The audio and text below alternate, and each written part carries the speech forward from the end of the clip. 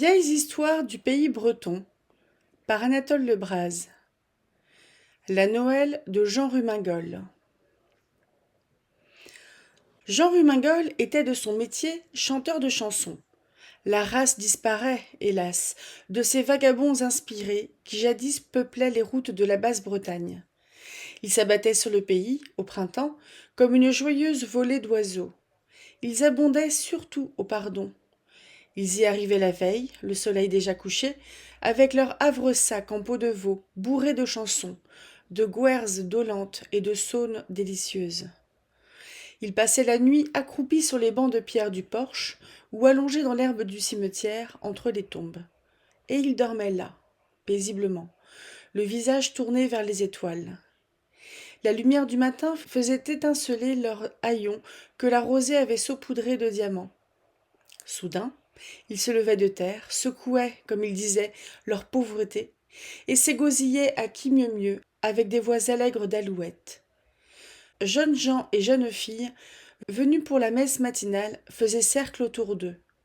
Entre deux couplets, le chanteur brandissait au-dessus de sa tête une poignée de feuilles volantes, de pages rugueuses, grossièrement imprimées, mais en qui bruissait l'âme enfantine et si charmante des vieilles poésies primitives. Qui veut la gouerse? Qui veut la saône? Daouguénec, dessous! Et des mains se tendaient, et on se l'arrachait ce papier de chandelle, et les gros sous pleuvaient dans l'escarcelle de l'homérie de Bas-Breton. Il n'y séjournait pas longtemps. Chanter donne soif. Puis, c'était bien le moins que, en l'honneur du saint du lieu, l'on se permit quelques libations à la mode antique. Avant la fin du jour, les bons Zaèdes avaient bu autant de chopines qu'ils avaient vendu de chansons. C'étaient de vrais enfants de sans souci. Ils aimaient à s'en aller les poches vides, comme ils étaient venus. On ne les en blâmait point, en ce temps-là. Leur facile imprévoyance semblait aux gens toute naturelle. On les regardait un peu comme des êtres à part, qui n'avaient pour fonction dans la vie que de perpétuer parmi les Bretons le culte des vieux chants, d'en composer de nouveaux suivant les formules consacrées, et d'égayer, en les répandant par le pays, la misère si dure à porter des pauvres laboureurs d'Armorique. Hommes bénis, on les accueillait partout, avec une sorte d'empressement superstitieux, et comme des hôtes de bon présage. L'hiver, quand ils apparaissaient au seuil des fermes, leur havresac dégoûtant de neige, leur barbe hérissée de glaçons, vite, on se serrait autour de l'âtre pour leur faire place à l'air du feu. Souvent même, l'aïeul se levait de son fauteuil de chêne et les contraignait de s'y asseoir. Lisez la ballade de Kerglogor, telle que M. Luzel l'a contée, et vous verrez comme on leur faisait fête. Crêpes de blé noir, châtaignes bouillies et le flip, délieur de langue. Ah, les chanteurs de chansons avaient en ce temps-là toute la Basse-Bretagne pour famille. Pas un vaisselier où ils n'eussent leur écuelle, pas une maison où leur couchée ne fût toujours prête, dans la chaleur saine de l'étable, auprès des chevaux ou des bœufs. On n'eût pas vu encore un Jean Rumingol, le plus habile ouvrier de verre qui fut jamais, errer 3 jours et 3 nuits dans la campagne gelée, sans un bouchon de paille où appuyer sa tête, et qui pisait, sans une croûte de pain à se fourrer dans le ventre. Malheur de Dieu, faut-il que tout soit changé, les temps et les âmes. On l'avait trouvé, petit enfantelé nouveau-né, enveloppé de mauvais langes, un matin de la Saint-Jean, au pied du pilier de la Vierge dans l'église de Rumingol. De là, ses noms et prénoms. C'est une coutume en Bretagne de vendre aux enchères les cendres qui restent des feux allumés en l'honneur de Monseigneur Saint-Jean. Ces cendres ont des vertus miraculeuses. Elles assurent à qui les répand sur sa terre des récoltes extraordinaires. C'est dire qu'on se les dispute. Qui les veut avoir, y doit mettre le prix. Le produit de la vente a sa destination toute marquée. On l'emploie à faire célébrer des messes expiatoires pour les défunts de la paroisse. Il va grossir le casuel du desservant. Mais cette année-là, les gens du Rumingol dérogèrent à l'usage traditionnel, et cela sur la proposition du recteur lui-même. Il fut convenu que pour cette fois, l'argent des cendres serait consacré à payer la mère nourrice qui voudrait bien se charger de l'enfant d'aventure. Une femme se présenta, au refus de plusieurs autres que le recteur avait sollicités d'abord. Une pauvresse, une veuve de matelot qui passait pour innocente. Elle habitait une misérable chaumière d'argile, au haut d'une lande, du côté d'Anvec. C'est là qu'elle emporta Jean Rumingol, roulé dans son tablier. Elle l'y nourrit du lait d'une chèvre qu'elle avait. Pour l'endormir, elle lui chantait des bouts de complainte, des gouerses, d'une inspiration sauvage dont sa mémoire avait retenu des lambeaux. Elle avait une voix étrangement mélodieuse.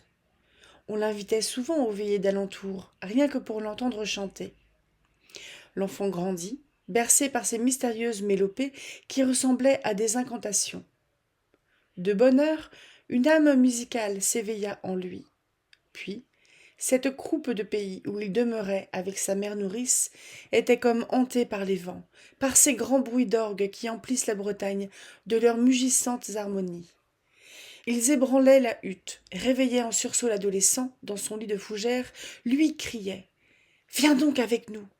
Nous sommes les divins nomades, les voix errantes, les bouches sonores de l'air. Nous t'apprendrons les rythmes éternels. Tu seras notre disciple bien-aimé. Nous soufflerons en toi notre esprit. Nous t'enseignerons les seules choses qui vaillent la peine d'être sues, le mépris des vains labeurs où s'immobilise la pensée des hommes, l'amour des libres espaces dont vécurent les ancêtres, et la douce contemplation des étoiles qui les enchanta. Suis-nous, Jean Rumingol. Un soir, il les suivit. La mère nourrice lui fit de graves adieux. Elle lui passa au cou une médaille de plomb où se voyait en pied la verge de Rumingol avec ses doigts fins qui se prolongeaient en rayons. « C'est le portrait de ta marraine, dit-elle, quand on t'a trouvé près de son pilier à l'église. Elle te souriait, ineffablement. Puisse son sourire t'accompagner et être dans toute ta vie comme une lumière. » Là-dessus, Jean Rumingol s'enfonça dans la nuit. C'était le temps où la terre bretonne est en fleurs, où des odeurs de paradis lointain semblent se mêler à l'haleine des choses. Le jeune homme marcha devant lui, au hasard, du côté où soufflait le vent, tout étonné de sentir trembler dans son âme le reflet des étoiles qui brillaient là-haut. Et dès lors il erra, semant à plein gosier les beaux vers, lâchant à travers l'armorique les vols éperdus de strophes qui se nichaient d'elles-mêmes dans les mémoires. Il eut son heure de popularité. En Cornouailles, en Tréguer, en Goëlo, on le salua comme le maître des chanteurs. On l'avait surnommé Costiganode, le rossignol des grèves, parce qu'il voyageait de préférence le long des côtes et se faisait surtout entendre dans les hameaux marins. Non qu'il dédaignât l'intérieur, le pays de l'Argoate, où fument, sous le couvert des bois, les cabanes très primitives des sabotiers. Mais la mer l'attirait. Les vents lui avaient raconté sur elle des histoires merveilleuses. Il la savait peuplée de villes profondes, immenses, engourdies et non mortes. D'ailleurs, il l'aimait pour elle-même. Elle était si bleue, si verte, si rose, de nuances si adorables, d'un charme si ondoyant.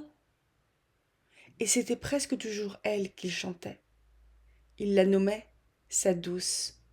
Il disait ses rires et ses colères soudaines. Il la célébrait comme l'épouse du ciel et comme la mère du monde. Avec les tribus grouillantes de pêcheurs qui pullulent sur le littoral armoricain, se pressaient-elles autour de lui, avides de l'ouïr. D'un bout à l'autre, on se signalait sa présence. On allumait sur les hauteurs de grands feux, et cela voulait dire « Petite voile brune éparse là-bas, au large de la côte. Revenez vite.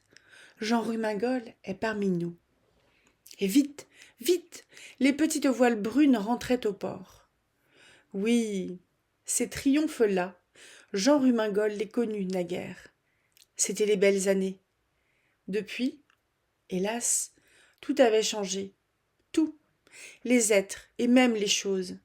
Si bien que Jean Rumingol n'était plus qu'un étranger dans son propre pays. Des gens venus de Brocral, dans des chariots monstrueux traînés par des bêtes en fer, avaient envahi la contrée, la bouleversant de fond en comble. Au milieu des petites maisons basses de pêcheurs, toutes grises et comme sculptées dans les roches qui les abritaient, Ce n'était maintenant, au bord des grèves, que bâtisses bizarrement peinturlurées, auberges immenses, plus somptueuses que des églises, où folâtrait du matin au soir et souvent du soir au matin, une population aux allures vives et bruyantes, pour qui le plaisir semblait être l'unique affaire et qui poussait l'irrévérence jusqu'à badiner avec la mer sacrée. Le solennel silence des côtes bretonnes fut d'abord scandalisé de tout ce tapage. Mais on n'y pouvait rien. Les rochers, ces grandes figures de pierre, ces aïeux du monde, dont aucun profane n'avait encore troublé le rêve, se virent soudain mis en pièces, débités en moellons. Quelques-uns, dit-on, échappèrent cependant au carnage, par l'exil. Des femmes de matelots, des ramasseuses d'épaves, affirmèrent les avoir vus s'éloigner par le chemin des eaux, en une longue procession, puis disparaître du côté de l'ouest, dans la brume. On considéra cela comme un intersigne annonçant la mort de la vieille Bretagne. Bien des cœurs se serrèrent à cette idée. Jean Rumingol en fit une complainte tragique, et quand il la chantait, il avait des sanglots dans la voix. Mais son cri d'alarme venait trop tard. Déjà, les Bretons s'étaient laissés prendre aux subtiles séductions des gens de France. Peu à peu, ils avaient adopté d'abord leurs vices, puis leur accoutrement, et enfin leur langue. De sorte que Jean Rumingol prêchait à des oreilles qui ne voulaient plus entendre. Les lamentations de Jérémie ne trouvèrent pas d'écho. Les vieillards hochaient la tête d'un air résigné, passif. Les jeunes éclataient de rire au nez du barde. Les personnes sensées lui disaient sur un ton de pitié méprisante: « En vérité, nous cherchons vraiment à comprendre pourquoi vous geignez ainsi. Ce que vous appelez un mal est le plus grand des biens. Non seulement les hommes de France ne complotent point la mort de la Bretagne, ils la ressuscitent au contraire. Ils lui ont apporté la connaissance des choses utiles, la prospérité, la vie. Pêcheurs et laboureurs faisaient chorus. Jamais le blé, jamais le poisson, même au temps des disettes les plus fameuses, n'avait atteint des prix aussi invraisemblables. À ceux qui parlaient de la sorte, Jean Rumingol ne répondait rien. Il se contentait de leur tourner le dos. Il ne les considérait plus comme des Bretons, comme des hommes de sa race. L'amour du lucre était entré dans leurs âmes. Ils n'avaient plus rien de commun avec eux. Hélas, jour par jour, il dut assister, témoin irrité mais impuissant, à cette agonie de son pays, à cette déchéance de son peuple. Il n'en continua pas moins de promener à travers les hameaux sa haute silhouette, ses longs cheveux grisonnants, sa face rasée, creusée, émaciée, et sa parole amère de Savonarole bas breton. Il semblait le spectre du passé. On ne tarda pas à le trouver importun. On le traita de fou, de vieux rêveur. « Oui, rêveur, ripostait-il. Voilà pourtant où vous êtes tombé. Ce nom dont vos pères se faisaient gloire est devenu une insulte sur vos lèvres. » Les seuils se fermèrent à son approche. Les chiens lui montraient les dents et les enfants lui jetaient des pierres. Un jour qu'il cheminait par le Léon, il se présenta dans un manoir où jadis son couvert était toujours mis à la meilleure place. Mais depuis qu'il n'y avait paru, l'ancien du lieu était mort. Son fils aîné, le maître actuel, dévisagea le poète nomade. « Que te faut-il, mendiant ?»« Du pain, pour l'amour de Dieu. »« Quand tu l'auras gagné, fit l'homme.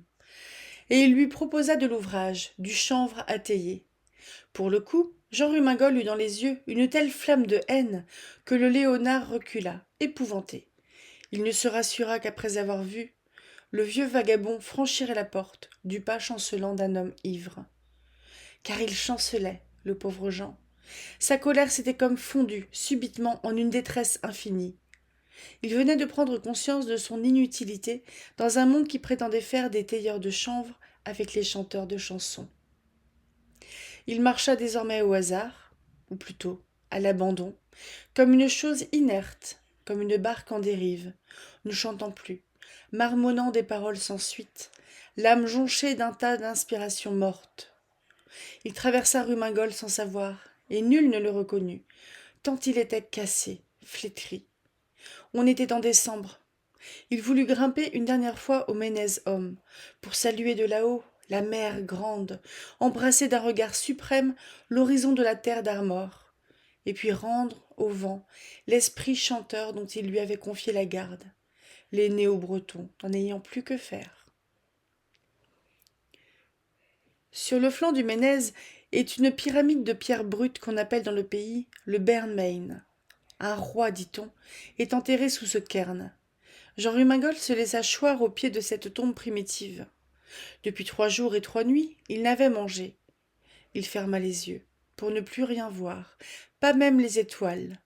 Une torpeur l'envahit. Dieu merci, pensa-t-il, c'est la fin.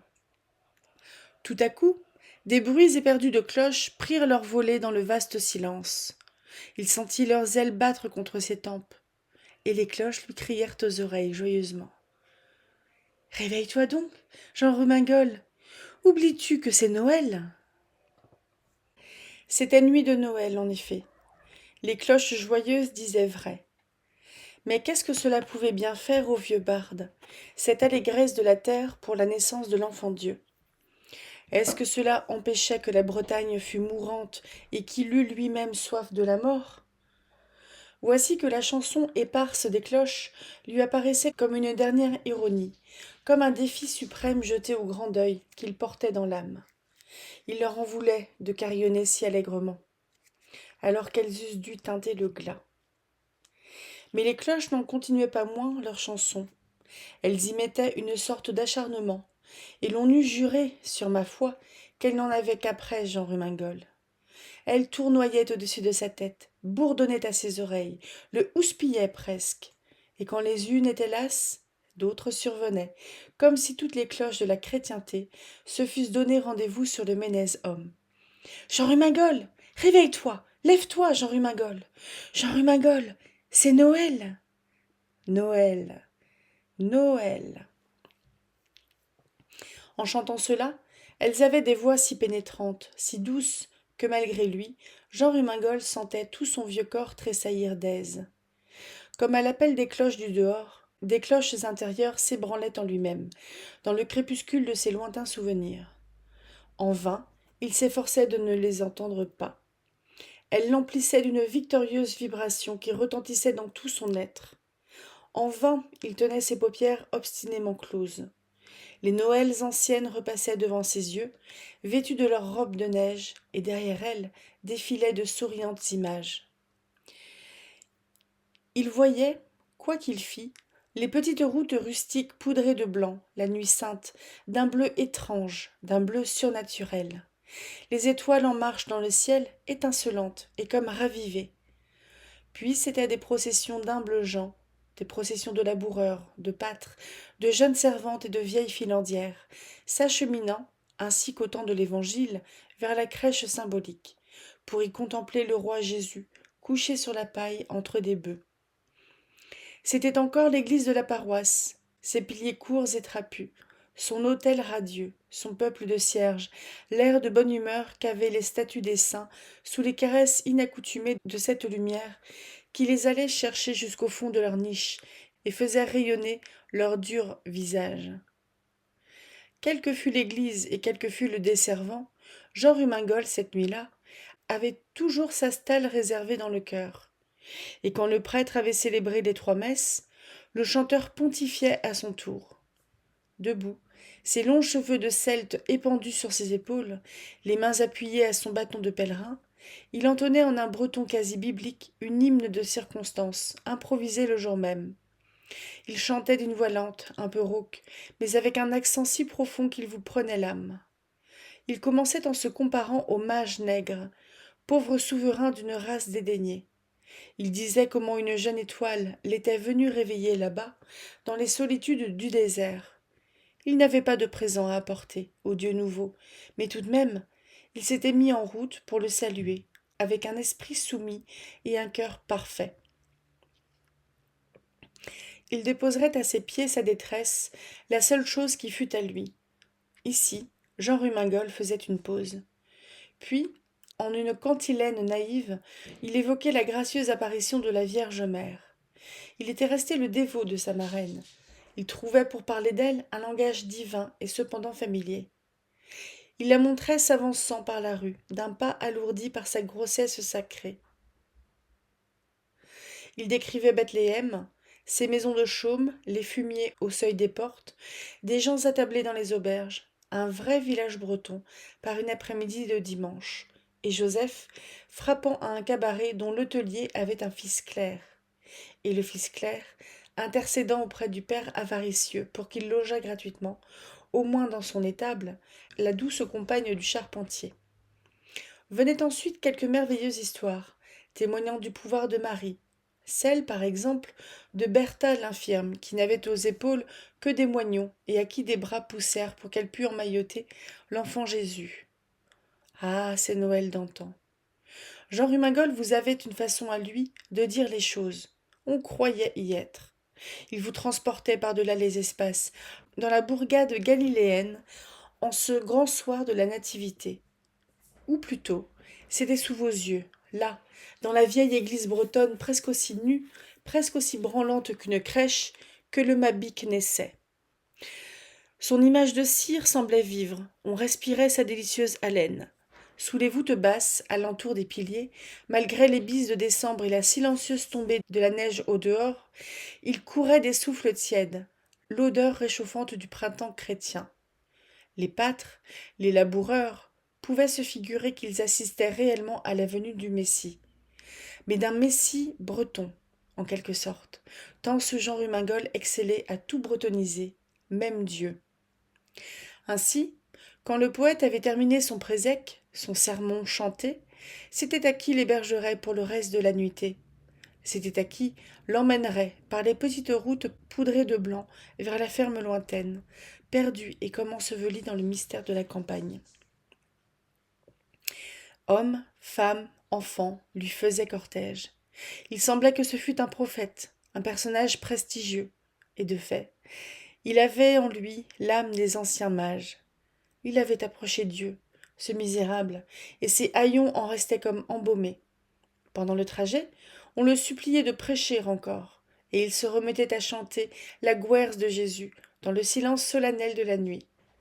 Son bras, levé dans un geste grandiose, dans un geste de semeur, répandait autour de lui la bonne nouvelle. Sa voix roulait, plus vibrante dans l'air glacé. Sur les talus, les chênes penchaient pour l'écouter, leurs torses macabres. Les chiens de garde oubliaient d'aboyer. Les bœufs, dans les étables, meuglaient doucement. La mer même, ensorcelée, suspendait sa plainte éternelle. Jean Rumingol chantait tout le long du chemin. À la ferme, la veillée se continuait jusqu'à l'aube. Un tronc d'arbre brûlait dans le foyer, et le noble vagabond, assis dans l'âtre, était comme enveloppé d'une auréole de feu. Le Jean Rumingol de ces temps-là se sentait investi d'une mission, d'un sacerdoce. Il ouvrait dans l'imagination des humbles de hautes perspectives. Il les aidait à voir le ciel. Il faisait passer devant eux le mirage des paradis futurs auxquels ils croyaient ardemment. Il était vraiment apôtre. Il avait le don des grands rêves qui seuls font vivre les âmes. Et après avoir pétri ce pain d'élection, il avait joie à le partager avec la foule. Mais à quoi bon le boulanger désormais, ce pain azime, puisque les Bretons en étaient là? Taisez-vous, taisez-vous, cloche des Noëls anciennes. Jean Rumingol est de trop parmi le monde d'à présent. Laissez-le mourir de sa belle mort, avec la neige pour linceul et pour oreiller le tombeau d'un roi. Soyez-lui compatissante, ô cloche, ne l'obligez pas à déclore ses yeux. Il les rouvrirait sur un pays vide et désenchanté. Pitié pour le vieux barde. Il a jadis magnifiquement interprété vos voix. Faites comme les vents, ses premiers maîtres. Ne sonnez que pour l'endormir. Lève-toi, Jean Rumingol, lève-toi. Elles sont obsédantes, ces cloches. Même sur le Ménez-Home, il est dit qu'on ne peut mourir en paix. Combien vaste pourtant est la solitude, et combien sauvage. C'est à peine si en avril les bergers osent y faire paître leurs moutons récalcitrants. L'herbe y est amère, rase et rousse. En décembre, il est morne, ce promontoire, avec ses deux croupes jumelles, également chauves. Entre les deux se tapit une chapelle sous le vocable de Sainte-Marie, un de ces sanctuaires bretons qui sont comme des guérites, bâtis par la piété populaire le long des côtes. Du haut de ces oratoires, les vieux saints d'Armor veillèrent longtemps sur le pays, montèrent autour de la Bretagne une sorte de garde sacrée. Saints marins, pour la plupart, ayant encore dans quelques coins de leur chapelle l'auge de pierre où jadis ils naviguèrent. Leurs sanctuaires étaient comme des sémaphores épars sur les hauts lieux. Et de ces sémaphores mystiques, les Modèzes, les Guévrocs, les Quirèques, les Guénolés, les Cadocs, les Bezecs, et tant d'autres étaient les guetteurs éternels. Ils rassuraient les hameaux de pêcheurs dont les masures inquiètes aimaient à se blottir à leurs pieds. Mais leur vigilance protectrice s'étendait bien au-delà. Elle rayonnait sur la mer même, jusqu'aux extrêmes confins de l'horizon des eaux. Elle enveloppait d'une atmosphère de calme et de sécurité les vaillantes petites barques vouées à l'aventure quotidienne. Dès qu'il y avait menace de gros temps, la cloche de la chapelle se mettait d'elle-même à tinter, et ce signal, si menu, si grêle, semblait se prolonger à l'infini. Il dominait la sauvage chanson du vent, la chanson plus sauvage de la houle. Il se propageait, sonore, au sein de la brume la plus épaisse, et les barques lointaines faisaient force de voile vers la terre. Tel un troupeau que la trompe du berger rassemble, elle rentrait dans les anses de la côte, comme des vaches à l'étable. Les équipages, pour remercier le saint, entonnaient son cantique. Ces rudes voix d'hommes étaient douces à entendre, le soir, dans les étroits chemins caillouteux, rythmés par la cadence lourde des sabots. Debout sur les seuils, les femmes les écoutaient venir, en tricotant, et dans leur âme aussi s'élevait un chant ineffable, une reconnaissante action de grâce. Que de fois Jean Rumingol avait été témoin de ces retours. Plus encore que les saints patriotes, comme les appelle Albert le Grand, la Vierge était chère aux Bretons du littoral. Sur tous les caps, il dressait son image, il lui bâtissait des maisons de pierre sculptées, avec des clochers élégants qu'on prendrait de loin pour de fines robes de dentelle en granit suspendues entre terre et ciel. Il l'invoquait sous de multiples noms, les plus poétiques, les plus tendres. Il la nommait Madame Marie la Douce, Vierge de bonnes nouvelles, Fleur blanche de la mer. Pourtant, pendant les tourmentes, il la voyait marcher, vêtue de lumière, sur les flots. Elle ouvrait devant les bateaux des routes d'argent clair. Le seul frôlement de sa longue jupe apaisait la colère des vagues. La tempête lui obéissait, avec une docilité bêlante de mouton. C'est du moins ce que croyaient fermement les Bretons d'autrefois. Ils croyaient encore que sainte Marie du Ménésome avait été préposée par Dieu à la garde des mystérieuses cités qui dorment, enfouies sous les eaux, au bord des plages armoricaines. Aux temps anciens, avant la disparition d'Is, elle fut la patronne de cette merveilleuse capitale. Quand la ville eut été submergée par les flots, Gralon, qui s'était enfui sur son cheval gris pommelé, avec Saint-Guénolé en croupe, vint prendre terre au pied du Ménésome. Sur les conseils du moine, il fit élever au sommet du mont une église expiatoire, de proportions modestes, mais qui reproduisait néanmoins, en ses lignes essentielles, la cathédrale d'Is. Il s'apprêtait même à faire sculpter une Sainte Marie en granit bleu, toute pareille à celle que la mer avait engloutie avec tout le reste. Guénolé lui enjoignit d'attendre, et momentanément, la niche destinée à la Vierge resta vide. Mais un soir, les pêcheurs de Castes, de Pentrez et de Plomodierne ne furent pas peu surpris de voir une grande silhouette rigide de femme, que le couchant auréolait d'un nimbe d'or, glisser majestueusement sur la face des ondes. Elle marchait du pas étrange et silencieux d'une statue. Parvenue à la grève, elle s'engagea dans le sentier de la montagne, et le lendemain, qui était un dimanche, la Vierge d'Is se dressait en pied dans l'église neuve du Ménésome. On crut remarquer que dans sa main droite, elle tenait une grosse clé de fer, artistement ouvrée. On en conclut que c'était la clé de la ville noyée. Depuis, un proverbe eut cours qui disait « Si jamais Sainte Marie descend du Ménésome, ce sera pour ouvrir les portes de Caris. » Comme le gland engendre le chêne, ainsi le proverbe engendre souvent la légende. Plus tard, on raconta dans le pays que la Vierge du Mont quittait son piédestal tous les 100 ans, durant la nuit de Noël, pour aller montrer le Mabic aux cités qui dorment sous les eaux. Bien heureux le vivant qui se trouvait cette nuit-là sur son chemin. La Vierge le priait de porter l'enfant Dieu et l'emmenait à sa suite dans les villes mystérieuses. Il y assistait à de merveilleux spectacles. Il y voyait des choses si belles que ses yeux en demeuraient éblouis pour l'éternité. Mère nourrice, aux veillées d'antan, se faisait l'écho de ces naïves histoires, et Jean Rumingol les apprit, tout enfant, de ses lèvres. Longtemps il fut hanté, mais vieilli maintenant et désabusé, il n'y ajouta plus grande foi. Il savait, hélas, désormais, l'inanité des légendes. Il les savait mourantes, comme l'âme délicieuse des ancêtres qui les enfanta. Et il les regrettait d'ailleurs assez pour se résoudre à ne leur point survivre. Il voulait mourir, d'abord parce que les rêves auxquels il tenait le plus lui avaient fait banqueroute dans la vie, puis parce qu'il gardait l'espoir ou l'illusion qu'il pouvait se reconstruire dans l'au-delà de la mort. Dans ce dessein, il avait choisi ce Ménez, le plus farouche sommet de la Sierra bretonne. Il comptait y trépasser, solitaire. La mer, toute proche, eût célébré sa messe funèbre, et la nuit, la triste nuit d'hiver, l'eût cousu dans un linceul de neige blanche de ses doigts glacés et silencieux. Les grands fauves ont, dit-on, de ces pudeurs. Ils se cachent pour mourir. Jean Rumingol avait dans les veines du sang d'animal sauvage.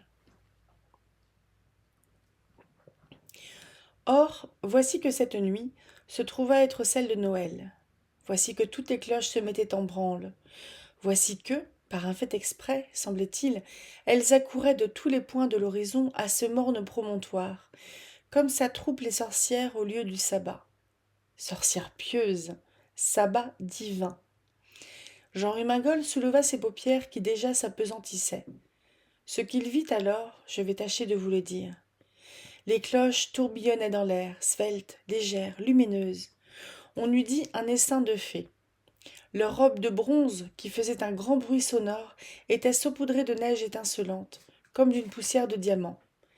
Les bâtons se balançaient, furtifs et doux, ainsi que des pieds de femmes qui dansent. Chose plus étrange encore, elles avaient des figures, de jeunes visages d'un rose de séraphin, avec des regards limpides, couleur de ciel. Leurs chevelures éparses baignaient leurs épaules. D'aucunes étaient blondes, du blond des peupliers en automne.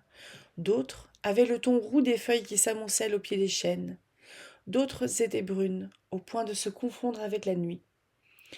Jamais il n'avait été donné à Jean Rumingol de contempler des formes de cloches aussi surnaturelles. Il se demandait si ce n'était pas le rêve de la mort qui commençait à se dérouler devant ses yeux. Et comme ces chanteuses aériennes continuaient de lui répéter « Lève-toi !»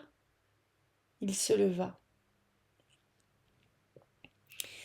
La vieille église du Ménez-Homme était illuminée splendidement. Toutes les étoiles du firmament y brûlaient comme autant de cierges. Dans la baie du portail apparut la Vierge en granit bleu, marchant de son pas de statue vivante. Jean Rumingol la regarda venir. Les étoiles la suivaient, rangées en longues files, comme pour une procession. Dans ses bras était le Mabic, le dieu nouveau-né, enveloppé de l'ange qui avait été taillé sans doute dans les morceaux d'une toile très ancienne. Elle s'en vint droit au barde. Elle souriait de ce même sourire qu'elle avait aux lèvres le matin où Jean Rumingol, l'enfant d'aventure, fut trouvé près de son pilier. « Te voilà bien vieux et bien lasse, mon pauvre Jean, dit-elle, de sa voix mélodieuse. Il s'était jeté à genoux et ne sut que balbutier. « Ah, ma marraine, ma bonne marraine !» Elle reprit. « Pour vieux que tu sois, et si lourde que t'ait été la vie, je désire, filleule, que tu m'aides à porter mon fils.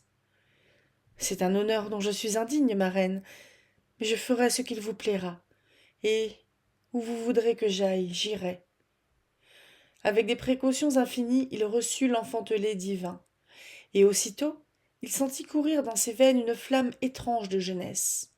Il lui sembla que tout son être reverdissait comme au souffle d'un printemps surnaturel. « Viens, dit la Vierge, Jean vit qu'elle tenait à la main une clé de fer. Ils se mirent à descendre la montagne dans la direction de la mer. Les cloches sonnaient, agitant leurs grandes robes de bronze. Un ciel entier retentissait d'une vibration immense. Les flocons de neige planaient, comme de légers oiseaux blancs, comme de toutes petites choses ailées, vaguement chuchotantes, puis s'abattaient sans bruit, ainsi que les pétales de fleurs pour faire un tapis de ouate fine sous les pas de la Vierge et de Jean Remingol. On chemina longtemps en silence. Le cœur du vieux chanteur de chansons battait à se rompre. Il éprouvait un sentiment d'allégresse mêlé d'angoisse. Il avait conscience qu'il allait au-devant de quelque magique révélation. Il les avait souvent parcourus, de nuit comme de jour, et par des hivers tout semblables à celui-ci, ces campagnes de castes, de plomodierne et de plonévé-porzé, qui dévalent en pente douce, avec leurs menues pièces de terre et leurs bouquets de bois, vers la baie de Douarnenez. Jamais il ne leur avait trouvé ce je ne sais quel air qu'elles avaient ce soir. On les eût dites attentives à quelque chose d'insolite qui se préparait dans l'ombre. Elles étaient troublées, elles aussi, d'une émotion mystérieuse. Cela se voyait, à l'attitude des arbres, des talus, et à une sorte de frisson qui agitait le sol même. Un grand silence d'attente, une oppression infinie. Ce qui, plus que tout le reste, étonnait Jean Rumingol, c'était de n'entendre point la chanson coutumière des eaux de la mer qu'il savait toutes proches. Vainement il les cherchait, ces eaux, entre la presqu'île basse de Crozon et les hautes falaises du Cap, dont la courbe majestueuse se dessinait énergiquement sur le fond clair de la nuit. La baie apparaissait comme un immense entonnoir vide. L'océan s'était enfui. Il devait avoir été refoulé là-bas, à des lieues et à des lieues. On respirait encore son haleine salée, son odeur de saumure saine, si persistante. Mais de lui, tout s'était effacé, à moins que ce ne fût lui, ce nuage d'un gris sombre, qui se distinguait à peine dans les lointains, et qui avait une forme de tête cabrée, comme sont représentés les chevaux dans certains groupes équestres. Du moins, son hennissement sauvage s'était-il évanoui. La plage, d'ordinaire bruissante, traversée par des galops de vagues, s'étendait nue, plate, dans sa maigreur de solitude stérile. Et c'est de ce côté que la Vierge s'avançait. On marchait maintenant dans les sables. Le Mabic faisait mine de dormir dans les bras du vieux barde, mais de ses yeux clos, des gouttes de lumière coulaient. Dans cette partie de la grève est un éboulis de roches, un pan de falaise sans doute, tombé là et que les flots n'ont pu émietter. Des lambeaux d'argile y sont restés suspendus avec leurs herbes. Cela ressemble aux derniers débris survivants d'une ruine. Ce sont des blocs de schiste aux assises régulières, rappelant les constructions primitives, les maçonneries cyclopéennes. Un bloc plus massif, et comme appuyé aux autres, figure assez bien la porte, ou mieux, la poterne de cette espèce de rempart préhistorique.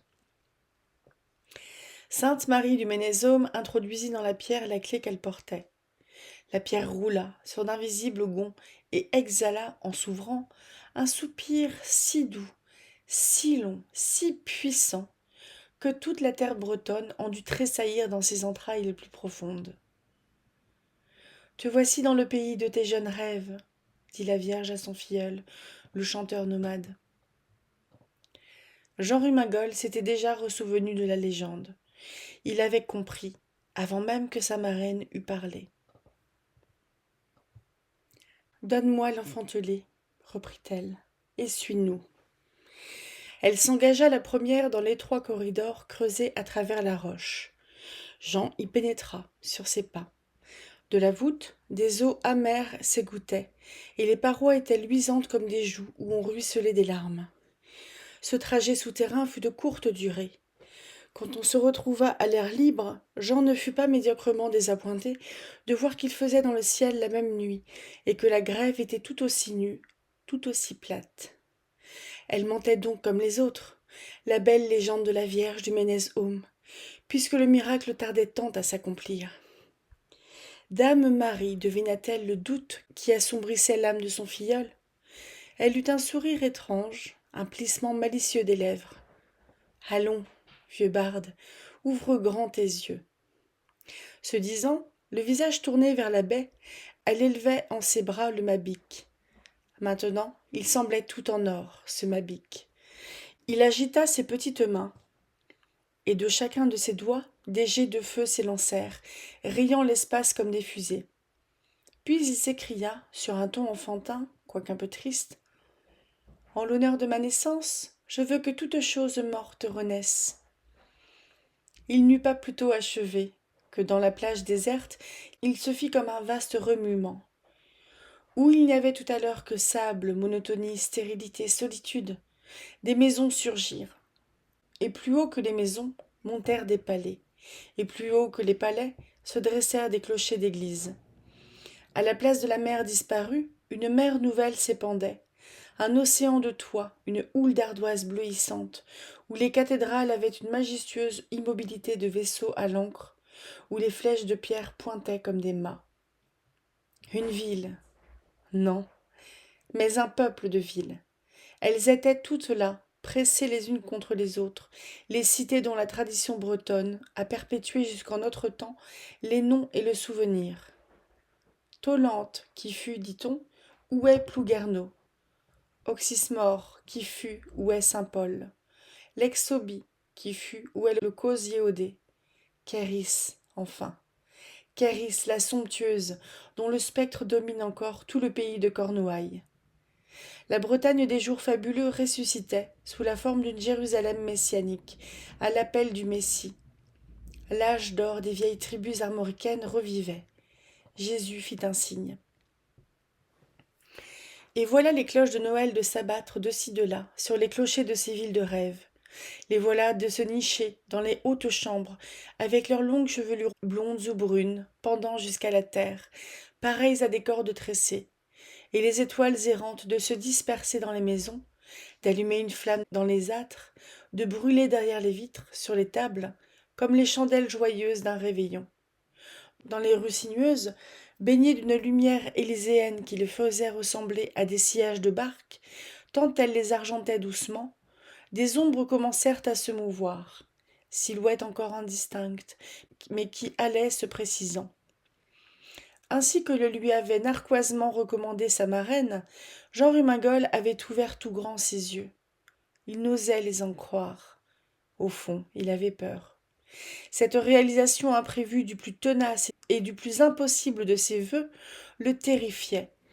Il aurait voulu fuir, échapper, se retrouver dans le Ménez, la tête appuyée au Bern-Main, échapper n'importe comment à cette vision tant souhaitée des choses d'autrefois, redevenues actuelles, présentes, vivantes, trop vivantes. Mais ses pieds s'étaient comme enracinés dans le sable. Il était prisonnier de son propre songe. Peut-être qu'en implorant Sainte Marie, il joignit les mains, entr'ouvrit la bouche pour la supplier.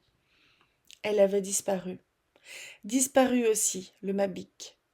Il ne restait d'eux que cette grande clarté enveloppant 4 villes mortes qui se mettaient à revivre. Le barde, en regardant du côté de la mer, constata qu'un mur immense la lui fermait. Un mur noir, impénétrable, une cloison sans issue.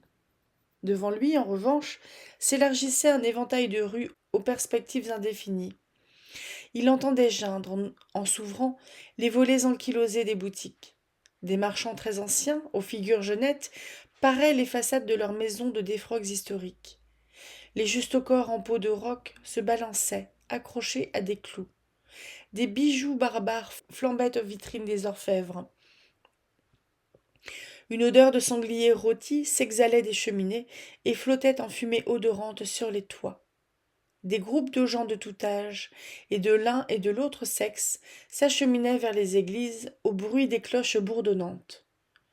Sur une place, un vieillard inspiré chantait. Il avait la barbe drue, et sa chevelure se mêlait à sa barbe. Autour de lui faisaient cercle des gars énormes, des filles d'une beauté souveraine.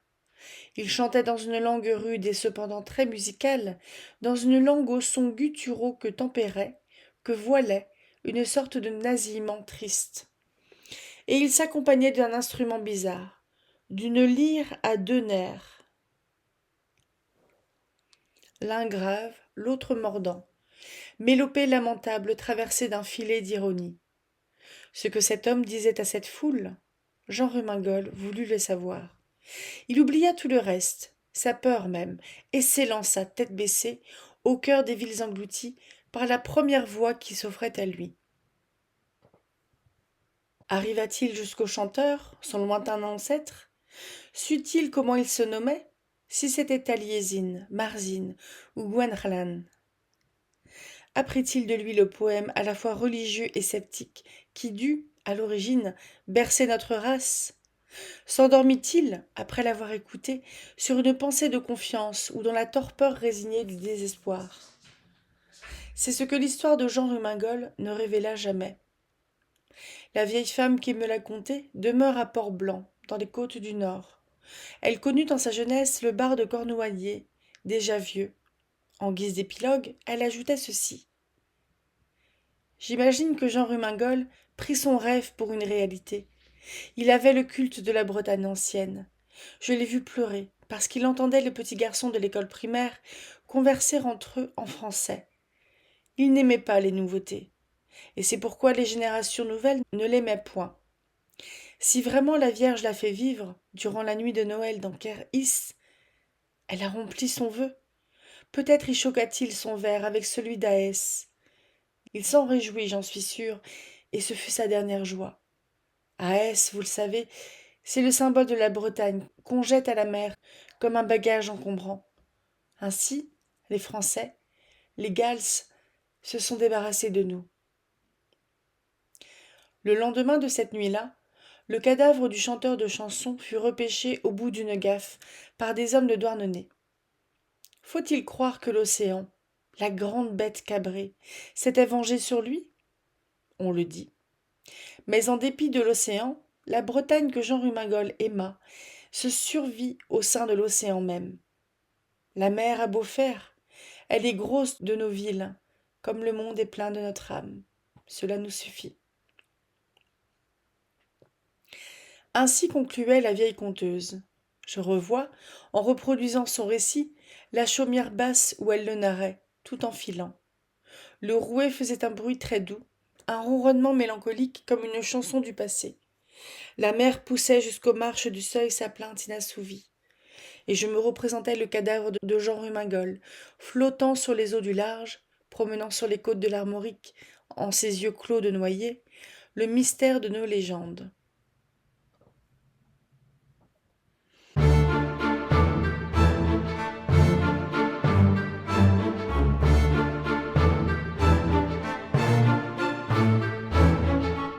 À bord de la Jeanne Augustine. C'était la veille de Noël, à Paimpol, dans le cabaret de la mère Fouaison. Un grand feu flambait dans le foyer de la vaste cuisine au plafond bas, allumant çà et là, le long des murs, de petites lueurs claires dans le cuivre des ustensiles et la faïence à fleurs des chopines ou des brocs. Autour des tables, des hommes buvaient, en attendant l'heure de la messe nocturne. C'étaient tous des gens de mer, aux colliers de barbe dure, âpres et grises comme du lichen de roche. On reconnaissait parmi eux les d'Islandais, à leur peau bistre, à leurs yeux brillants et fixes, surtout à leurs voix éraillées, comme voilées de brume. Les autres étaient pour la plupart des goémoniers de la baie ou des homardiers de l'Oguivy. La porte s'ouvrit, une bouffée de bise entra, et avec elle, un colosse à barbe brune et frisée, une tête de dieu assyrien sur des épaules immenses. « Ohé, à bâbord !» cria l'un des buveurs. « Par ici, Yvon Floury !» Yvon Floury, le capitaine, eut un calme sourire et vint s'asseoir auprès de l'homme qui l'avait hélé. Celui-ci reprit. « Puisque nous te tenons et que c'est veille de Noël, tu vas nous raconter cela, tout au long. »« Quoi ?» ?»« L'histoire de la Jeanne Augustine. » Yvon Floury demanda une moque de cidre, passa son énorme pouce dans l'anse de la chopine et trinqua à la ronde avec les compagnons. Il but d'une seule lampée, puis, promenant sur les poils de sa moustache sa langue rouge, vibrante et mince comme celle d'un fauve. « L'histoire de la Jeanne Augustine, grommela-t-il. Il n'y a guère que moi, en effet, qui vous la puisse conter. De ceux qui étaient à bord cette nuit-là, je crois bien que je suis le seul survivant. »« C'est pourtant juste !» Il y avait Alain Perrault, n'est-ce pas? Mon second, perdu à Islande. Il y avait aussi Ludo Guilcher, de Plounaise, mon matelot, décédé à Singapour. Puis il y avait le Mousse. Celui-là, je ne sais pas trop ce qu'il est devenu. Perdu aussi à Islande, murmura quelqu'un. C'était mon fils. Il y eut un silence gêné. Jean Carguet, le maître voilier, se hâta d'intervenir. Dis donc l'histoire, capitaine Fleury. Voilà. La Jeanne Augustine était une goélette de Paimpol. Contrairement aux petits navires de la chanson, elle avait beaucoup navigué.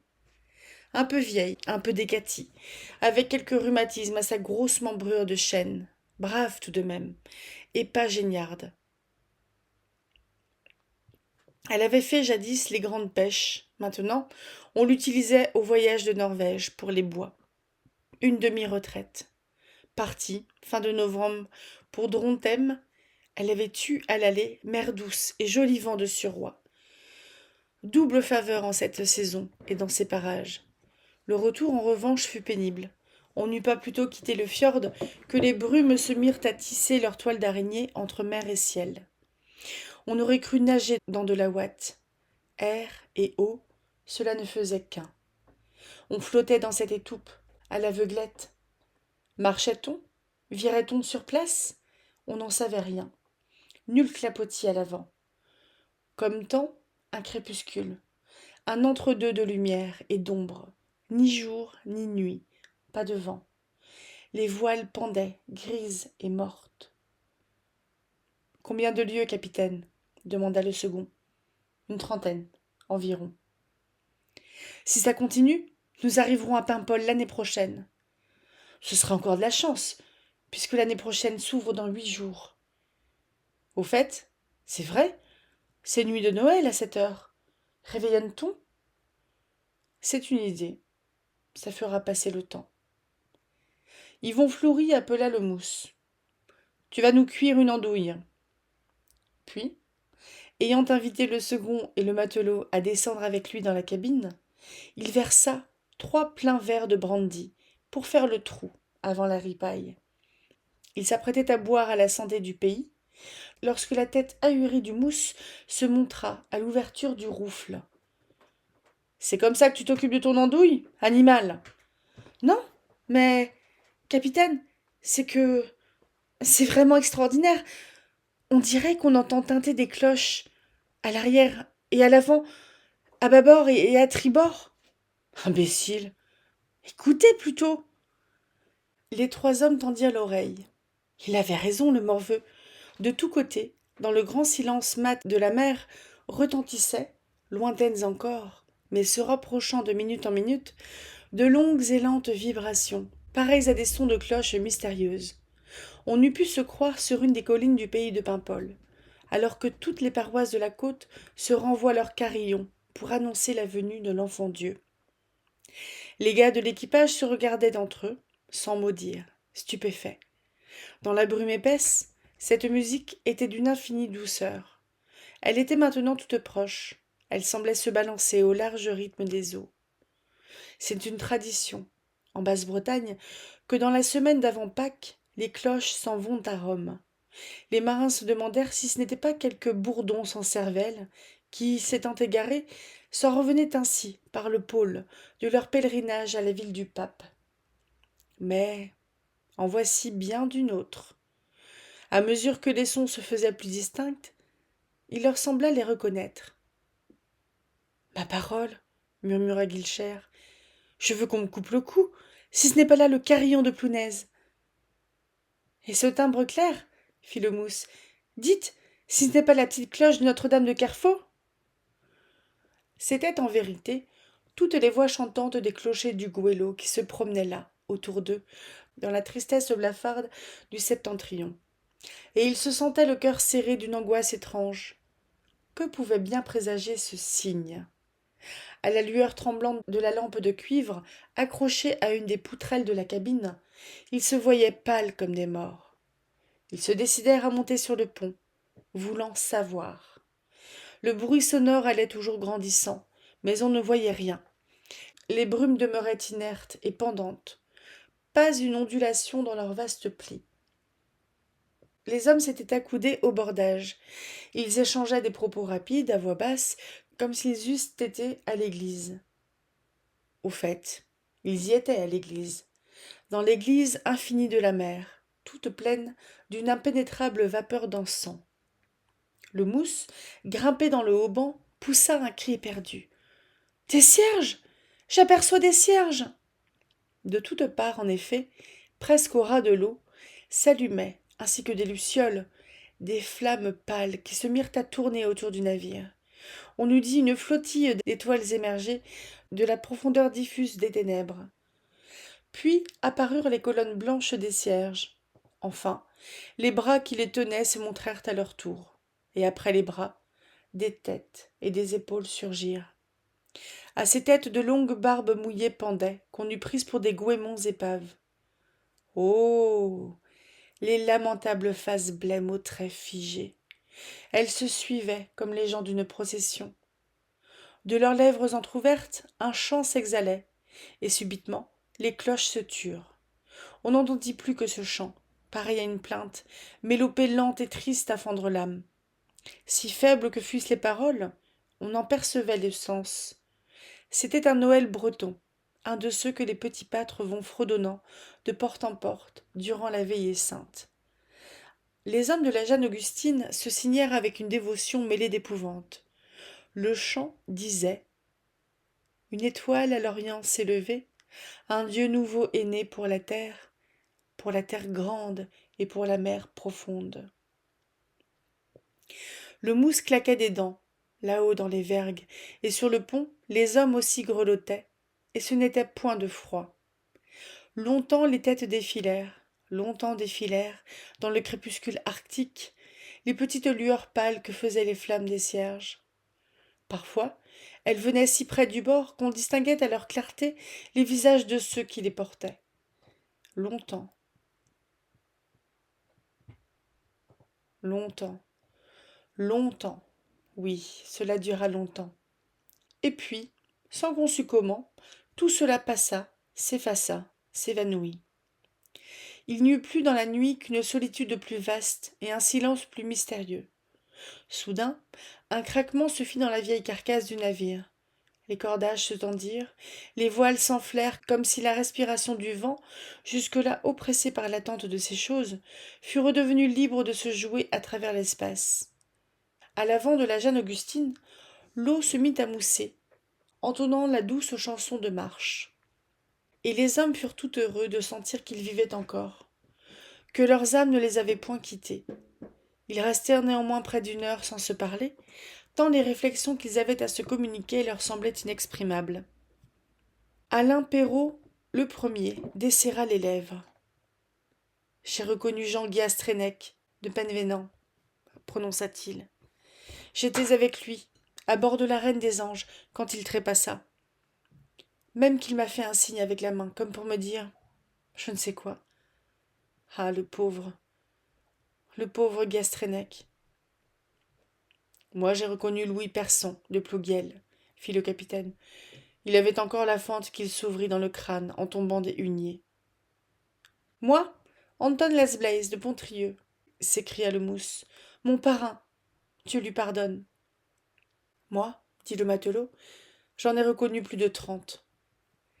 Il entreprit de les nommer, en comptant sur ses doigts. Mais au 10e, le capitaine l'interrompit. Assez. Tais-toi. Elle était trop sinistre, cette litanie funèbre, et dire qu'ils avaient été portés, tous ces noms, par de robustes gars aux poitrines superbes, taillés pour vivre 100 ans. Et voici qu'ils ne surnageaient déjà plus que dans quelques mémoires, éphémères elles-mêmes, ou dans les brèves inscriptions des perdus à Islande, qu'on déchiffre à peine sous les porches des vieilles chapelles, au long des côtes d'Armorique. « Et les 3 verres de brandy ?» demanda quelqu'un dans l'auditoire. « Nous les vidâmes, » répondit le capitaine. « Nous vidâmes même toute la bouteille, en récitant des 2 profondis. Nous savions, les uns et les autres, que c'était la dernière fois que nous trinquions ensemble. » Il ajouta « Voilà l'histoire de la Jeanne Augustine. » Puis, après un silence, « Vous avez eu tort de me la faire raconter. Je trouve à cette moque de cidre le goût qu'avait, ce soir-là, le brandy.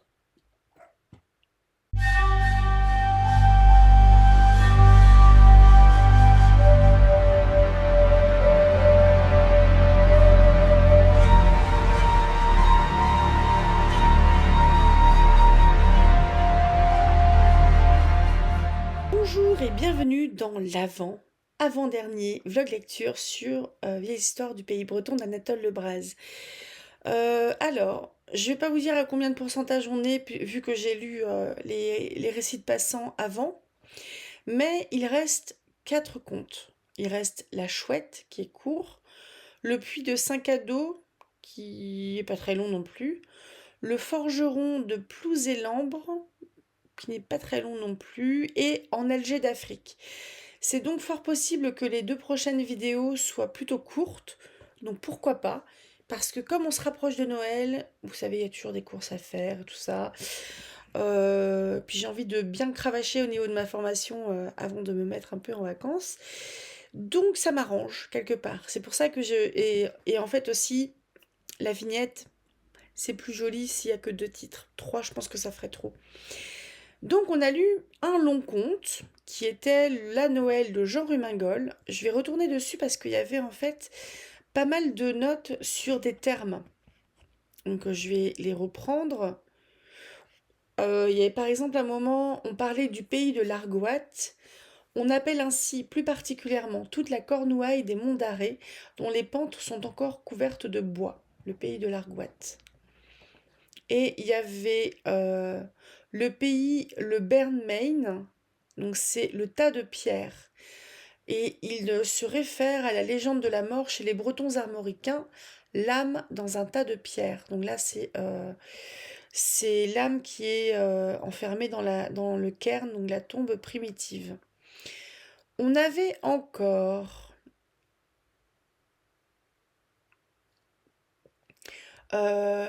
une figure de la Vierge, donc il la montrait, s'avançant par la rue d'un pas alourdi par sa grossesse sacrée. Il fait référence à un autre conte, un Noël breton, dit, je ne vais pas vous le dire en breton, je ne suis pas bretonnante, son ventre montant jusqu'à ses yeux. Et oui, du coup, il y avait une petite référence au tout premier conte Nédélec. Si vous vous souvenez, il y avait tout le côté Bethléem, mais en version bretonne. Il y avait Bertha, l'infirme, qui avait des moignons à la place des bras qui ont poussé pour qu'elle puisse emmailloter Jésus.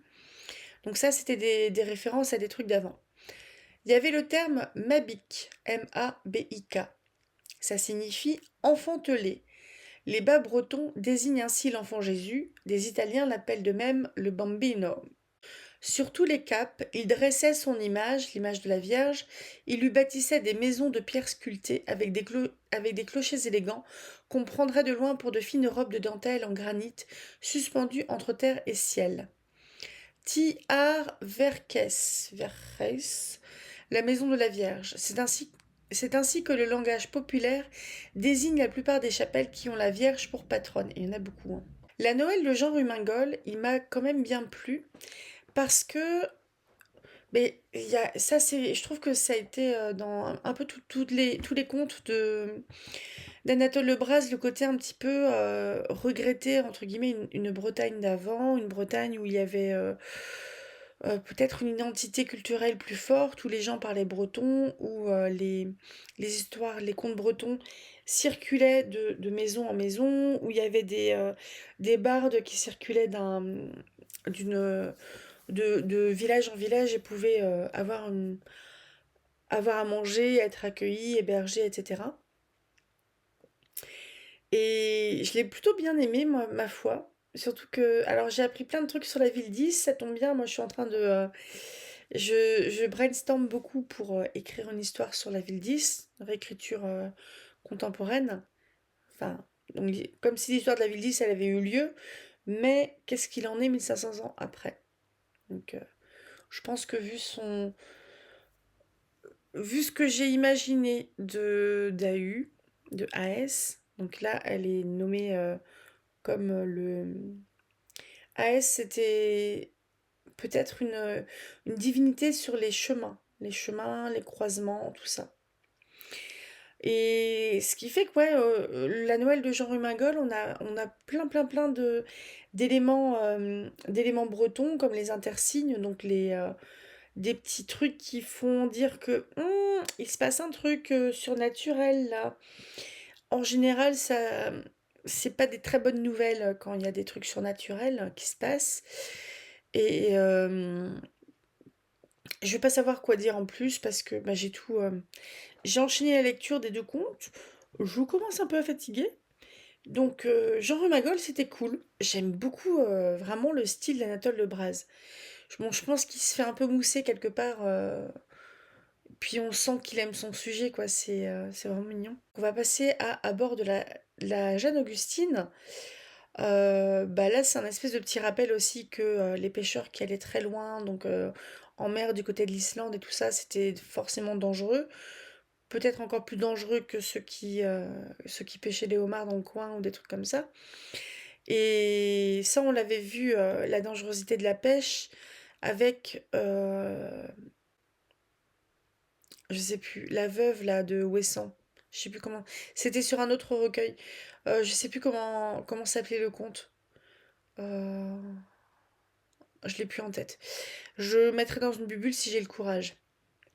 Mais donc ça doit être le tout premier conte de Nathalie Lebras que j'ai lu et où il y avait un peu une espèce de mise en abîme parce que vous voyez là, par moment, il y a du jeu qui vient donc une focalisation interne qui vient dans le récit comme si en fait il était le témoin ou celui qui assistait à ça ou rapportait la parole. Je trouve ça assez intéressant que le conteur, entre guillemets, ou le collecteur de contes, en fait, se mette dans sa propre histoire. J'aime bien.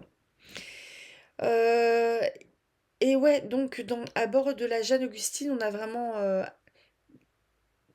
tout le, tout le folklore autour de la mort, autour de la mer, qu'on avait déjà aussi un petit peu dans le conte d'avant. J'ai hâte de lire en fait la légende de la mort et de vous rapporter un petit peu ce que c'est. Je l'ai juste sous les yeux là. La légende de la mort, donc là on est chez Cobb Braze, une maison d'édition bretonne. Et l'intersigne c'est vachement intéressant. C'est le présage funeste, mais comme je me répète, hein, mais par quelque chose de très quotidien, mais qui pourtant sort un petit peu de l'ordinaire. Parce qu'il faut que ce soit euh, interprété comme tel, interprété comme intersigne. Donc je sais